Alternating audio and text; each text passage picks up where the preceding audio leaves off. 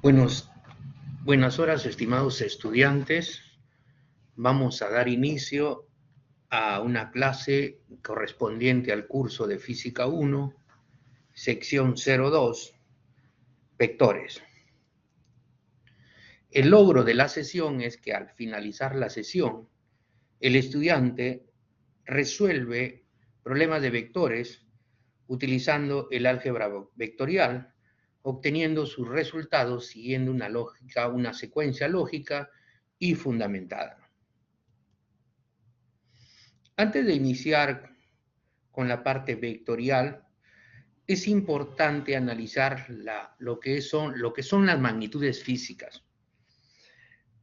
Todo lo que se puede medir se llama magnitud. Y dentro de las magnitudes físicas tenemos las magnitudes escalares y las magnitudes vectoriales. Cuando hablamos de magnitudes escalares, estamos hablando de que una magnitud escalar queda muy bien representada por un número y una unidad de medida. Por ejemplo, un número y una unidad de medida. Por ejemplo, un ejemplo de magnitud física escalar es la temperatura, por ejemplo, que lo podemos observar aquí. La temperatura es una magnitud física escalar. Es una magnitud física escalar. Y como dice ahí, asociada a propiedades que pueden ser caracterizadas a través de un número y una unidad de medida también. Entonces, al tener un número y una unidad de medida, toda la audiencia tiene una sola idea, por decirlo así. Por ejemplo, si yo les digo que un niño se encuentra con una temperatura de aproximadamente 38, que es el número, y la unidad de medida, que es 1 grado Celsius, entonces todos sabemos que ese niño está ardiendo en fiebre, tiene una temperatura muy alta, quizás ya está convulsionando, ¿no es cierto? Todos, ningún estudiante me puede decir que con 38 grados Celsius un niño va a estar bien tranquilo jugando a la pelota, eso no puede ser posible. Todos tenemos la misma idea. ¿Por qué? Porque lo hemos representado correctamente la temperatura con un número que es 38 y una unidad de medida que es el grado Celsius. ¿Cierto? Por ejemplo, otra magnitud física escalar, la masa. La masa es otra magnitud física escalar. La masa, ¿no? Yo puedo decir, yo tengo un compañero, ¿no? de mi promoción que le calculo por estos problemas de pandemia que más o menos tendrá 130, que es el número, y la unidad de medida, kilogramos. Ha ido a una balanza y la balanza le marca 130 kilogramos. Todos saben que mi compañero está subido de peso, o sea, está gordito. No hay necesidad de así se pare de cabeza mi compañero, sigue estando subido de peso. Entonces lo hemos representado correctamente con un número que es 130 y una unidad de medida que es el kilogramo. ¿Cierto? Y todos tenemos una misma idea que su amigo del profesor es un gordito. Pues, ¿no? Es un gordito. Otra magnitud física escalar, por ejemplo, es la longitud. ¿No es cierto? La longitud, la medida, una medida de longitud es una magnitud física escalar. Yo puedo decir que mi hermana tiene una estatura de 1.35. Todos sabemos que es baja de estatura, ¿no? Porque 1.35 pues es muy pequeña, ¿no? Para una persona adulta. Entonces lo hemos representado correctamente con un número y una unidad de medida. En cambio, las magnitudes físicas vectoriales no basta con un número y una unidad de medida, no basta. Se le tiene que agregar también la dirección, ¿ya? Para que quede completamente representada. Por ejemplo, dice, asociadas a propiedades que se caracterizan no solo por su módulo, sino también por la dirección y su sentido. una magnitud física vectorial, además del número y la unidad de medida, también necesariamente tienes que darle la dirección. Supongamos que yo estoy en un quinto piso y tengo la pista, no sé, la Panamericana, ¿no? Para decirlo así, la Panamericana. Hay carros que van de ida y vuelta. Supongamos que yo estoy en el local de Los Olivos, en Lima, y veo pasar a los famosos chinos, esas agencias que van a toda velocidad.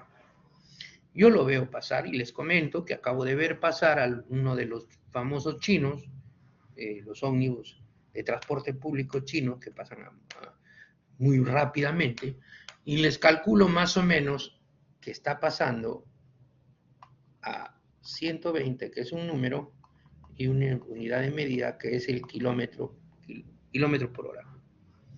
Le digo, el chino acaba de pasar a 120 kilómetros por hora. Y eso, con eso, el número y la unidad de medida no basta para que todos tengan una misma idea, así como el niño que estaba de fiebre, o así como mi compañero que está subido de peso, que siento que está gordito. Si yo le digo que el chino acaba de pasar con una velocidad de 120 kilómetros por hora, escuchen al chino, acaba de pasar, y no basta. Algunos se imaginan que se está desplazando al sur o a Plaza Norte, otros se imaginan al chino pasando con dirección a Pro o a Puente Piedra, pero todos no tienen la misma idea. Pero si le damos la dirección y el sentido, ahí sí todo, ¿no? Yo le puedo decir, el chino acaba de pasar a 120 kilómetros por hora con dirección al sur. Ah, ya dicen, ese el chino se está yendo a San Juan de Miraflores, por decirlo así. Entonces ahí sí todos tienen la misma idea. Entonces, cuando hablamos de magnitudes físicas vectoriales, es un campo muy importante, de bastante aplicación en la ingeniería, y nos estamos refiriendo a magnitudes físicas como fuerzas, velocidad, aceleraciones, campos eléctricos, campos magnéticos, torques, etc. ¿Ya? Entonces, todo lo que se puede medir es una magnitud. Y cuando hablamos de magnitud tenemos que hacer referencia a si es escalar o si es vectorial. Las escalares quedan completamente representadas por un número y una unidad de medida nada más, como por ejemplo la masa, la temperatura, el trabajo mecánico, la energía.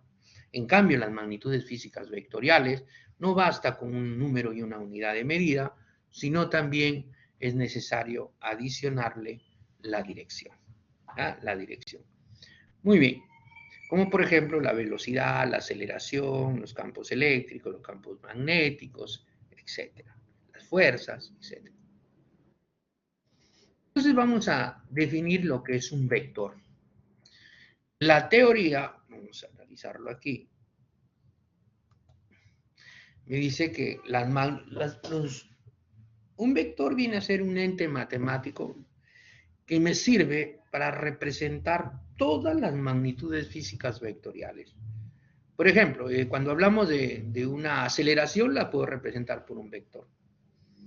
Cuando hablamos de una velocidad, la puedo representar por un vector. Una velocidad, una aceleración, una fuerza sobre todo, se representa por un vector. Un campo magnético la represento por un vector. ¿Pero qué es un vector? Es una flechita, lo represento mediante una flechita, ¿no? Este vector sirve en general para representar todas las magnitudes físicas vectoriales, y este vector tiene tres elementos importantísimos, ¿ya? Tres elementos. El primero, lo que vemos acá, es su módulo. Le llamamos módulo o significa también el tamaño del vector. Que puedes tener un vector, por ejemplo, aquí el vector fuerza, que podemos tener una fuerza de 120 newton o una fuerza de 3 toneladas también, ¿no? El segundo elemento del vector es la dirección. Y la dirección lo que te indica es el ángulo. Cuando hablamos de ángulo de inclinación, porque por convención se toma con el eje X positivo en un sistema de coordenadas rectangulares, entonces la dirección viene a ser el ángulo. Puede ser un vector fuerza de 30 newton, pero con una dirección 30 grados. Con una dirección 50 grados, con una dirección 90 grados, que por defecto se toma con referencia al eje positivo de la CX. Y el otro elemento del vector, porque son tres, el módulo de la dirección y el sentido, el otro elemento del vector viene a ser la ságita del vector, que indica el sentido. El sentido te marca la ságita y te indica, por ejemplo, esta fuerza si tiene su punto de aplicación hacia allá o puede estar hacia acá, pero la ságita del vector te indica el sentido. Estos tres elementos son importantísimos, sobre todo el sentido, que aparentemente nosotros podemos decir, no, el sentido no es importante, sí, es importantísimo. Acá lo tenemos, el ángulo te marca la dirección y el sentido te indica la ságita. Es importante, por ejemplo, aquí podemos ver una aplicación. Acá vemos que tenemos una armadura. Una armadura es un tipo de estructura que sirve bastante, que tiene bastante aplicación en la ingeniería y sirve básicamente para soportar carga. Entonces, esta armadura está compuesta por elementos largos, esbeltos, unidos mediante nudos, ¿cierto? Estos nudos pueden estar soldados, remachados, articulados. Y la idea en un cálculo de armadura es calcular cuánta carga pasa por cada elemento de tu armadura. ¿Y cómo trabajan? Porque son elementos de dos fuerzas axiales, en tensión o en compresión. Entonces, cuando uno hace el cálculo estructural de esta armadura, utiliza un método importante que se llama el método de nudos. ¿Ya? Utiliza el método de nudos. Entonces, es full cálculo vectorial.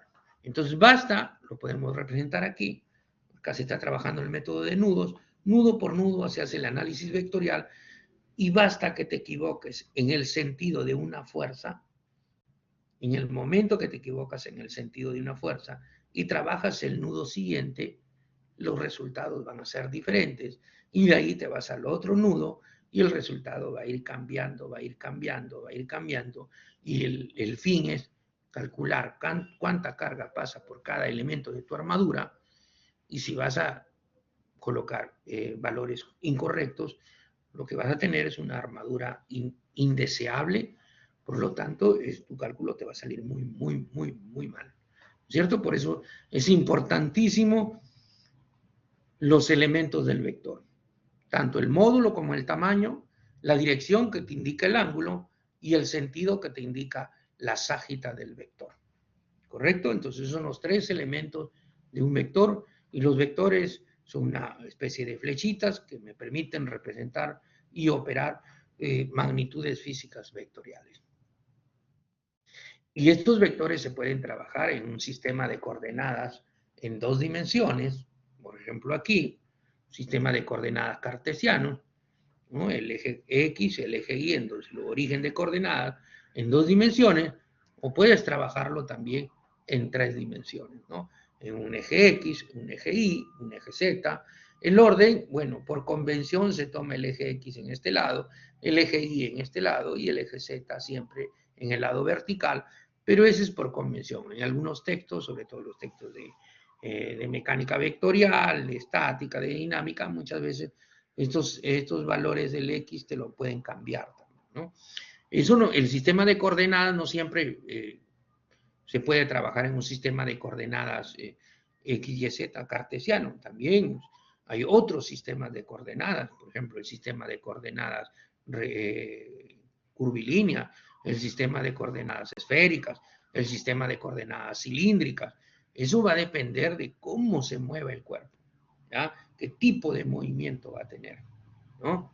Entonces, por lo pronto, nosotros vamos a trabajar en dos dimensiones y en tres dimensiones en un sistema de coordenadas cartesianas o de Descartes en honor a René Descartes.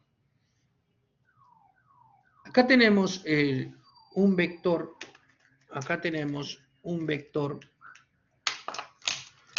¿Cómo podemos encontrar el módulo del vector? Tenemos un vector aquí, ¿no es cierto? Y lo puedo representar en dos componentes, en una componente, acá lo ponemos, una componente escalar en X y una componente en Y. ¿No? Yo lo puedo representar como un par ordenado, ¿cierto? En forma escalar. Un A de X, que lo puedo utilizar así, en forma de un triángulo también, puedo representar de esta forma a la de X.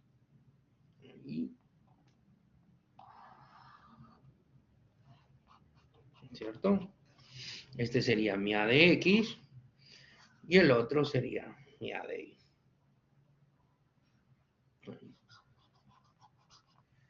Mi A de Y. Que mediante un vector de esto libre puede colocarse acá también, ¿no? Este vector de acá yo lo puedo mover como vector libre y sería este mismo lado de acá. Un vector libre es un vector que se puede mover en cualquier posición, siempre y cuando no le cambies ni módulo, ni dirección, ni sentido. Entonces yo lo puedo representar así, ¿no? Este vector de aquí, vertical A de I, yo lo puedo colocar como en otra posición acá, no le he cambiado ni tamaño, ni dirección, ni sentido. Entonces este vector A tiene dos componentes, una componente en X y una componente en Y. ¿Cuánto vale esa componente escalar? Estos son escalares, de forma escalar, son números. Ya vamos a aproximarnos un poco más. Y este valor, si esto va a tener un ángulo, ¿cierto? Un ángulo alfa, esta componente A de X va a ser el valor del módulo del vector por el coseno del ángulo y el otro por el coseno del ángulo.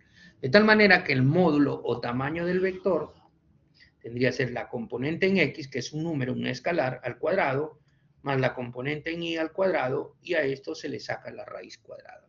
Esto, el teorema de Pitágoras, me va a determinar el módulo o también llamado tamaño del vector. Siempre y cuando estamos trabajando en dos direcciones, o sea, en dos ejes, ¿no? En el eje X y en el eje Y. Acá le vamos a colocar mejor el ángulo teta, ¿no? El ángulo teta. Entonces, este A de X lo puedo representar como el valor del vector por el coseno del ángulo teta. Y A de Y sería el valor del vector, el módulo del vector, por el seno del ángulo teta. ¿Está bien? Siempre el vector que está pegado al ángulo va a la función coseno y el vector que está mucho más lejano al ángulo va a la función seno. Ahora, ¿qué dirección va a tener este vector azul A? ¿Qué dirección tiene? Utilizamos el arco tangente, ¿cierto? El arco tangente, que va a ser la componente escalar vertical entre la componente horizontal. ¿Está bien? Esa es la forma de representar o de representar un vector en forma escalar. En forma escalar. Ahora, también la puedo representar en forma vectorial también. Bueno, ahí lo tenemos forma escalar también, pero en 3 dimensiones. ¿No? En 3 dimensiones. Va a tener una componente en X, una componente en Y y una componente en Z. Son números, son valores, ¿cierto? La componente y su módulo va a ser la componente en X al cuadrado, la componente en Y al cuadrado, más la componente en Z al cuadrado, y le sacamos su raíz. Es un Pitágoras con 3 términos. La dirección, como está en 3 ejes, va a tener 3 direcciones. Una dirección en X, que sería así, el ángulo que forma el vector con el eje X, sería alfa. ¿Cierto? Una dirección en Y sería la componente escalar en X sobre el módulo del vector. ¿Cierto? Y la dirección beta sería este ángulo de acá sería beta, ¿no? Ahí está, beta. Y sería la componente escalar sobre el módulo del vector. El módulo ya lo tenemos, Pitágoras. Y gamma sería el ángulo que forma el vector con el eje Z, este ángulo de acá. ¿Cierto? El ángulo gamma nosotros lo sacamos ya como el arco coseno, el arco coseno de alfa, el arco coseno de beta, el arco coseno de gamma, sobre su módulo. ¿cierto? Entonces tú no lo puedes sacar en la calculadora como alfa, sería coseno a la menos 1, ¿cierto? De A de X sobre el módulo de A. Ahí está. Lo mismo para el ángulo beta. En la calculadora, coseno o inversa del coseno, y me sale el coseno a la menos 1, ¿cierto? De componente escalar en Y sobre el módulo de A, el módulo del vector. Lo mismo para gamma, sería coseno a la menos 1 de la componente escalar en Z sobre su módulo. Y así tengo la dirección de cada uno del vector con respecto a cada uno de sus ejes. Estos se llaman los famosos cosenos directores. ¿Ya? Cosenos directores. Entonces, este vector en el espacio lo puedo representar con tres valores. Una componente, un valor en X, un valor en Y y un valor en Z. ¿Qué podría ser así? Lo puedo representar de esta forma. A ver, vamos, le ponemos un morado. Entonces tenemos ahí una componente y una componente en X, una componente en Y,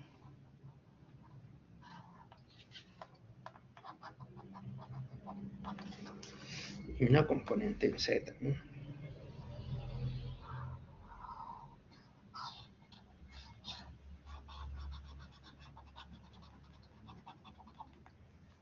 Y una componente en Z. Las direcciones ya la tenemos utilizando los cosenos directores. También es posible representar tanto las componentes X como las componentes Y en términos de los vectores unitarios.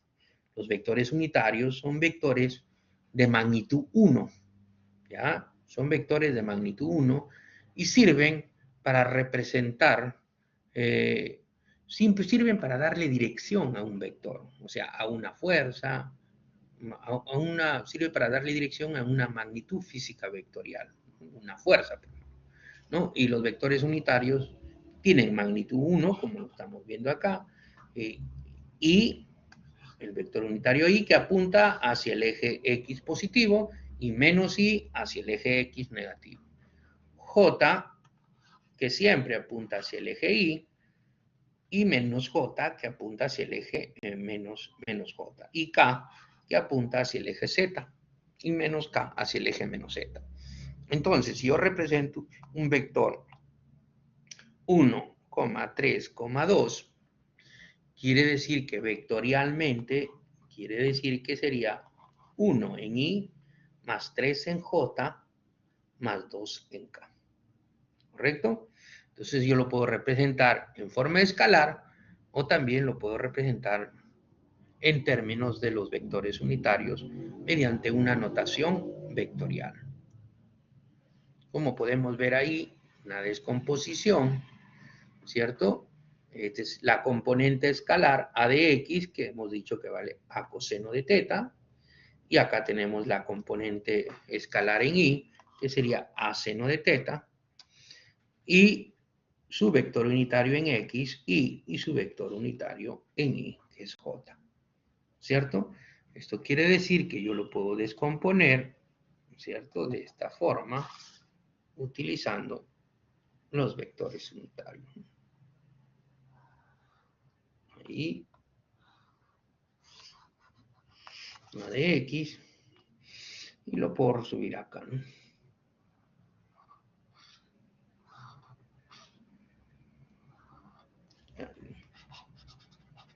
Una de Y.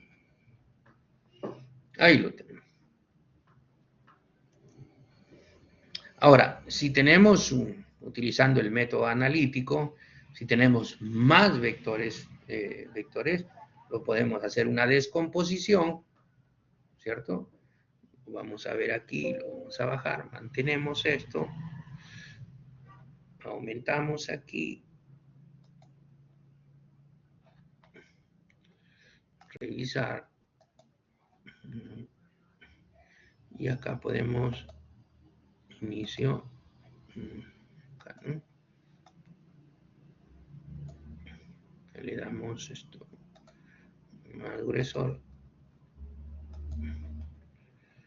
¿cierto? Y le podemos colocar aquí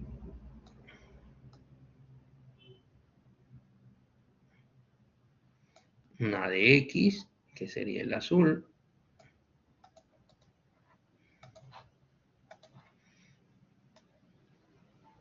Una de Y, ¿cierto? Ahí, para descomponer, y un B de X. Le vamos a cambiar de color.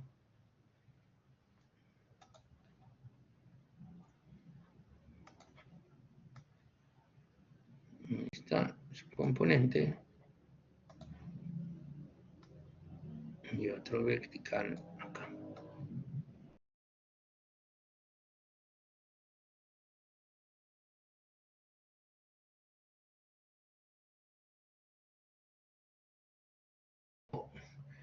Trabajar de esta forma que tenemos aquí. ¿Ya? Entonces, a ver, aquí tenemos acá el A de X, perdón, el A de Y, aquí el A de Y, y acá sería mi A de X. Y con rojo tendríamos mi B de X y mi B de Y. ¿Correcto? Entonces yo lo puedo representar mi vector A en su componente escalar en X, en Y, y mi vector B en X, en Y, en forma vectorial, con los vectores unitarios. De tal manera que mi vector resultante sería sumo, de acuerdo a las mismas direcciones en Y, sería A de X más B de X, y sumo, de acuerdo a una sola dirección, los verticales, que sería A de Y más B de Y. ¿Está bien? Entonces, continuamos. Ahí está. Todos en una misma dirección y se puede determinar. Acá, un problema de aplicativo. Dice, para la figura A, exprese el vector de posición del punto A al punto B de la figura en función de las componentes escalares, ¿no?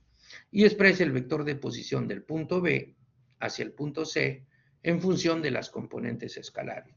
O sea, de A hacia B, vector de posición, de B a C, vector de posición. Dice, y la tercera dice, use los resultados anteriores para determinar la distancia entre A y C. Muy bien, pero no hemos definido lo que es un vector de posición. Un vector de posición viene a ser, en realidad se llama vector de posición relativo, porque un vector de posición en realidad viene a ser la ubicación que tiene un vector de posición, viene a ser la ubicación que tiene un cuerpo con respecto a un sistema de coordenadas. Y acá me dice el vector de posición de A al punto B, llamado también vector de posición relativo. Y lo que hace el vector de posición relativo, básicamente, me conecta dos puntos en el espacio. Supongamos que yo tengo el vector A con unas componentes, lo voy a hacer en 3 dimensiones. Ahí. ¿Está bien? Y después tengo un punto B con componentes X2, Y2, Z2. Entonces, el vector de posición relativo, o llamado también vector de posición entre un punto y otro, o vector de posición, que es un vector de posición relativo, conecta dos puntos en el espacio. Ahí. Generalmente lo representamos así. Vector de posición de A hacia B. ¿Y cómo se calcula? Muy fácilmente, muchachos. El vector de posición, por ejemplo, de A hacia B, resta las componentes de llegada menos las componentes donde inicia el vector. Entonces sería x2 menos x1, ahí, más la segunda componente menos la primera. tanto para J, tanto para acá. Sería Z2 menos Z1 en K. Ese es un vector de posición. Conecta dos puntos en el espacio. ¿Cierto? Por ejemplo, si me dicen el vector de posición de A hacia el punto B, entonces yo tengo que marcar la posición de A. Entonces yo marco mi posición, las coordenadas de A, así como he marcado acá. Como estamos en el plano, entonces no hay problema, sin dos componentes. En este caso, el punto A sería, su componente en X sería 50,35, ¿no? ¿Correcto? Y el punto B, que es este punto de aquí, sus coordenadas de ese punto en X 98, me parece, y en Y 50. ¿Correcto? Entonces el vector de posición conecta dos puntos en el espacio. Conectaría este punto con el de acá. Sí. En un ratito marco mi punto ahí. Ahí. Ese sería entonces mi vector de posición que va de A hacia B sería 98 menos 50 en Y más 50 menos 35 en J. No hay esto Z, ¿no? Entonces acá restamos y voy a tener mi vector de posición, ¿cierto? Mi vector de posición que lo vamos a ver acá. Vamos a tener, mirando el módulo, ahí lo tenemos, y acá lo tenemos las coordenadas, ¿cierto? 98 y 50, y el otro las coordenadas 50 y 35, ¿no? O sea, lo que yo tengo, mi posición de A y posición de B. Resto, y lo que tengo es 48 y 15 pulgadas, las coordenadas. Lo quiero expresar vectorialmente, sería así, 48 en Y más 15 en J. Y sería este vector de aquí. Este vector de acá. Este vector de acá. Ese sería mi vector de posición AB. Ahora, me están pidiendo, si yo quiero también su módulo de ese vector de posición, cuál es el módulo o el tamaño para encontrar la distancia entre A y B, Pitágoras. Y me sale 3 por raíz de 2,81 pulgadas. Ahí está. Sacando ya en número decimal sería 5.289 pulgadas. Aproximadamente 50.29 pulgadas. Lo mismo, si yo quiero calcular el vector de posición, el vector de B a C, tengo que encontrar las coordenadas primero, las coordenadas de C y restarlas con las coordenadas de B. Sabemos que las coordenadas de B son 98 y 50. Y las coordenadas de C en este caso serían 45 y 55. Y hacemos el mismo proceso, que lo tenemos acá.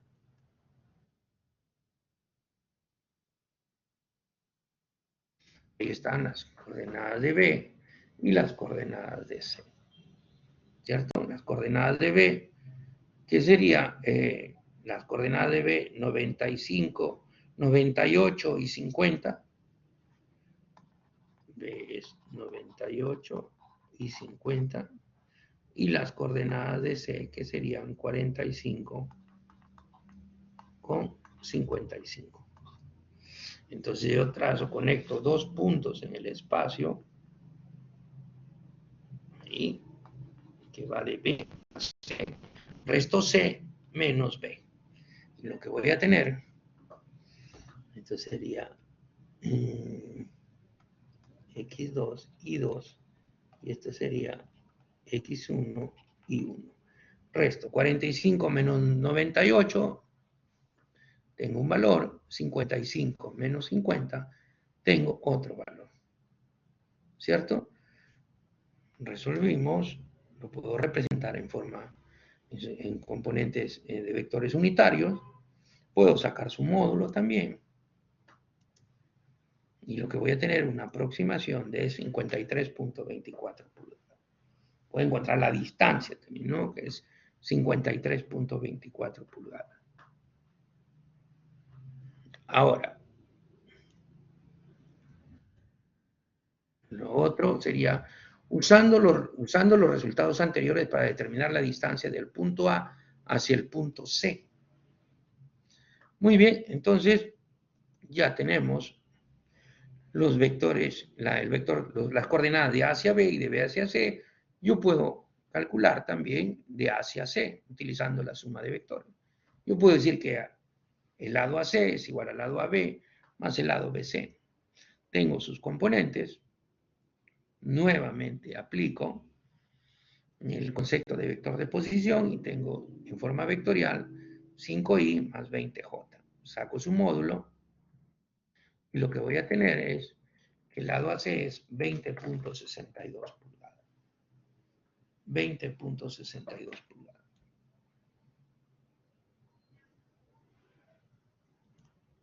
Tenemos otro ejemplo aplicativo. Dice, un cable pasa por los puntos A y B de la figura y ejerce una fuerza T de 110 libras en el punto A.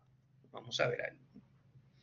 Me están dando las coordenadas del punto A y me están dando las coordenadas hacia dónde va a llegar. Determina el vector unitario,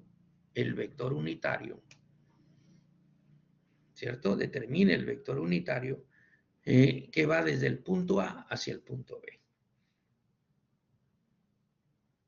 ¿Está bien? Entonces, un vector unitario lo podemos representar así. Un vector unitario se representa en función del vector de posición. Supongamos que yo lo quiero representar mi vector de posición así, de A hacia B, así, sobre el módulo del vector de posición de A hacia B. Y así determino mi vector de posición. ¿Y cómo encuentras el vector de posición? Resta las coordenadas de llegada del vector menos las coordenadas de inicio.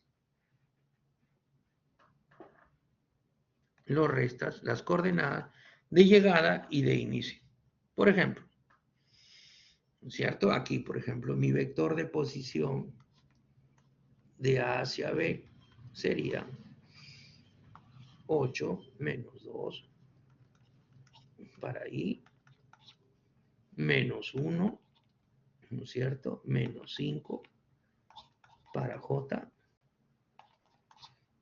y 4 menos, con menos 3 se hace más 3 para acá. Y tengo mi vector de posición. Y su módulo viene a ser Pitágoras. Lo vamos a ver ahí. Con animación, ¿no? Ahí está. Este es mi vector de posición. Acá lo pueden representar el vector de posición así. O también lo puedo representar como un vector de posición así. Y abajo está su módulo. Esta ecuación me determina el vector unitario en función del vector de posición. Y el vector de posición simplemente resta las coordenadas. Mira, ahí está.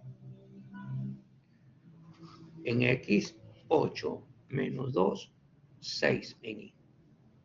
Menos 1, menos 5, menos 6 en J.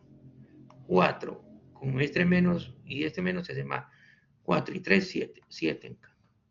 Y abajo está el módulo de este mismo vector de posición. Por lo tanto, mi vector unitario, abajo el módulo del vector de posición es 11, res divido, y lo que voy a tener, ese sería mi vector unitario.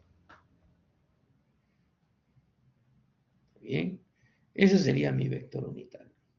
Ahora, para la parte dice, exprese la fuerza T como vector cartesiano.